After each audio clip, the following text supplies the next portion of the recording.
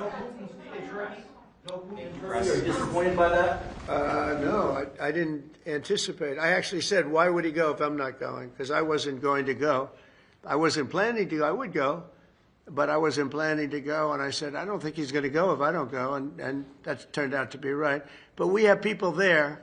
Marco, as you know, is doing a fantastic job. Marco's there, Secretary of State, and we have people there. But I didn't think it was possible for Putin to go if I'm not there. Jennifer? Do you have an update, sir, on the Sovereign Wealth Fund, your proposal for the Sovereign Wealth Fund? That we're planning on doing? Yeah. Well, look, Howard likes the idea. I want to really make a lot of money, pay off debt, and just get it, and then you do it, fund, you know. These people have no debt. It's nice to have a fund.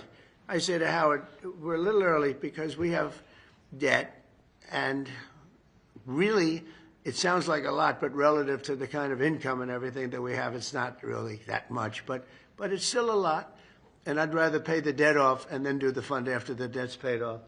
And you know, to me, the fund is just pay off debt. We're making a lot of money. We had a situation 6 months ago. We were losing $5 billion a day on trade. Now we're making money on trade. Don't forget, we were losing $1 trillion to China, so we essentially went cold turkey with China for a period of a month. Therefore, we weren't losing $1 trillion. You know, I think that's pretty simple, Scott, right? Scott did a great job over there. They made a deal. They have great relationships with China. You might want to speak about that while the press is here for a second, Scott, the relationship we have with China. It was a very important step in establishing a working relationship below the two heads of state. So with the tariff program, we had a plan, we have a process, and now we have a mechanism with our Chinese counterparts to prevent an escalation again. We're going to go into a series of negotiations. They're going to be fulsome, and we have a lot to talk about, but I think over the next 90 days we can accomplish a lot. We're going to be, I think I can mention, I'm not sure if the press will understand this, but I've devoted, I find it, number one, I find it fascinating. If you don't like things, you're not going to do well, but I do. I find it amazing. So I'm so looking forward to watching some of the power that they purchase at great price. But you'll see some jets today. Some of the reporters were in the plane. Were you in the plane as we were surrounded by 8 F-15s? You saw that? Were you concerned at all? It was a little bit spooky, right? It's a little bit different when I'm reading the name of the pilot from I'm saying the name, Rigraw. I look at his helmet, and he's got his name, and he's waving to us, and he's like where you are. And so I'm not sure I feel great about it, but we certainly had a lot of firepower surrounding, and as we were coming in, it was beautiful. And then just before we landed, boom, they took off, and nobody's ever seen it. They circled the plane, 8 of them, and we're landing, so now we're there. And it was really a display of beauty, and we heard it too. We were in the plane. I said, "What is that?"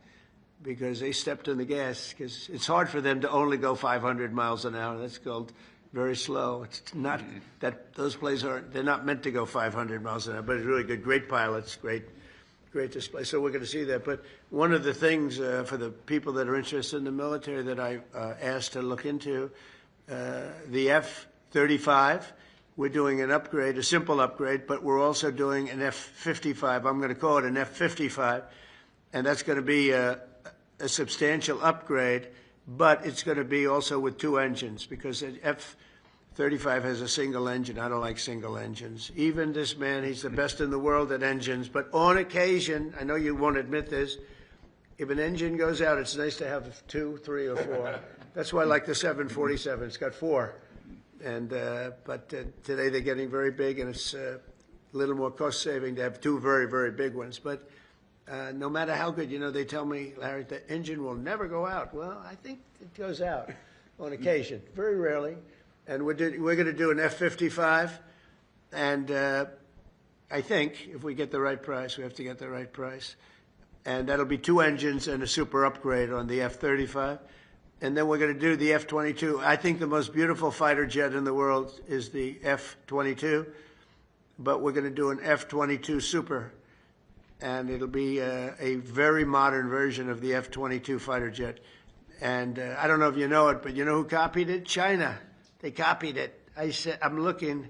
They said, that's the F-22. They copied our design, but they won't be able to copy our engines too quickly or anything else. So we're going to be doing an F-22 Super, and this will be a plane like no. To me, it's the most beautiful fighter jet ever made, and so I want to do that. And sometimes, you know, stealth. They do stealth. I'm not a huge believer in stealth because stealth is basically a lot of it's the design and the shape, and you know, I'm sure you maybe think, but also if that's the case, they're going to figure it out pretty fast, I think.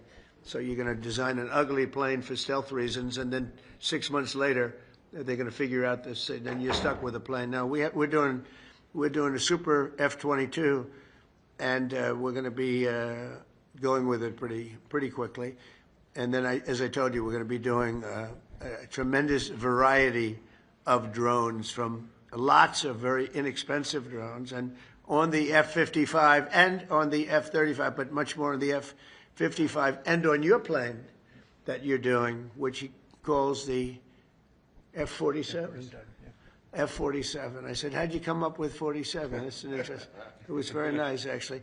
But you said there's a tremendous capability for. It travels with many, many, potentially hundreds of drones, right? Do you want to talk about that? Because it's very interesting to people. Well, the F-47 is the first sixth-generation fighter in the world. We're very excited to be developing that, and we'll be bringing that into production in the near future. There's not much I can say about that for security reasons, but we're very pleased to be in the development process of that airplane. Yeah, it's going to be great. It's got a beautiful weapon, as you say.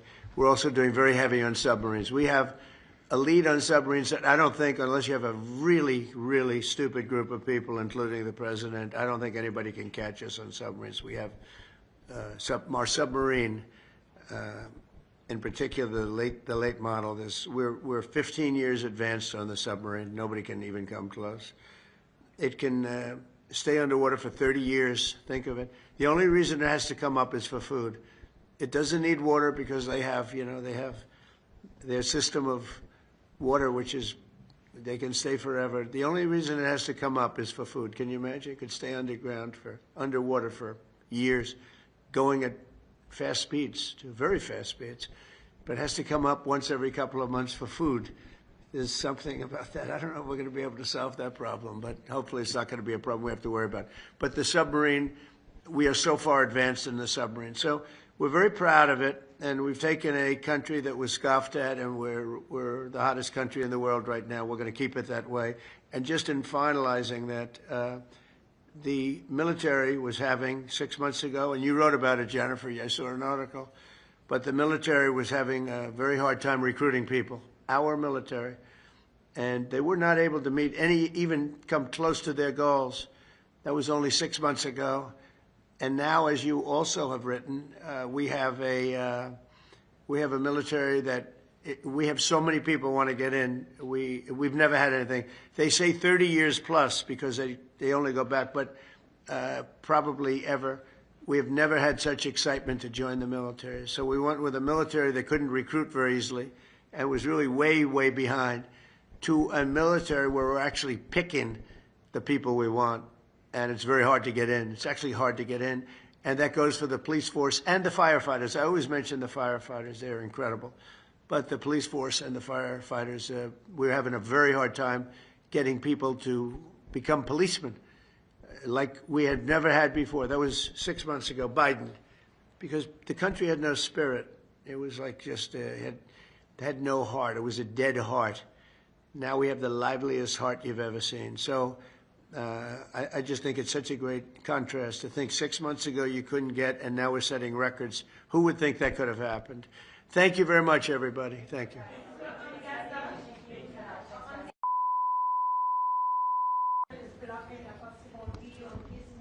Well, we're working very hard on Gaza, and Gaza's been a territory of death and destruction for many years.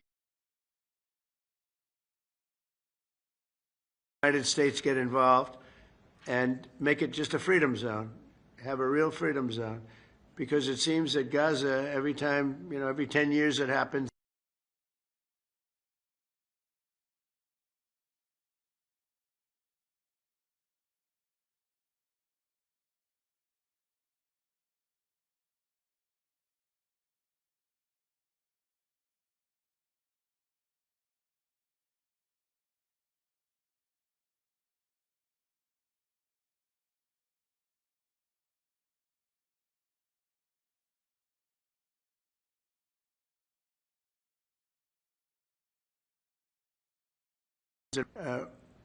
Put people in homes where they can be safe, and Hamas is going to have to be dealt with. You got to remember, October 7th was one of the worst days in the history of the world, I think, not just local to this region. It was one of the worst, most atrocious attacks anyone's ever seen. But now we're dealing with Hamas, and we're dealing with Iran, and we're dealing with a lot of other things. We're dealing with the Houthis. And that was, I think, very successful. But maybe tomorrow an attack will be made, in which case we go back on the offensive. So it's good. It's good. We have a lot of things happening, a lot of very positive things happening. Okay? Thank you. We'll take care of the guy.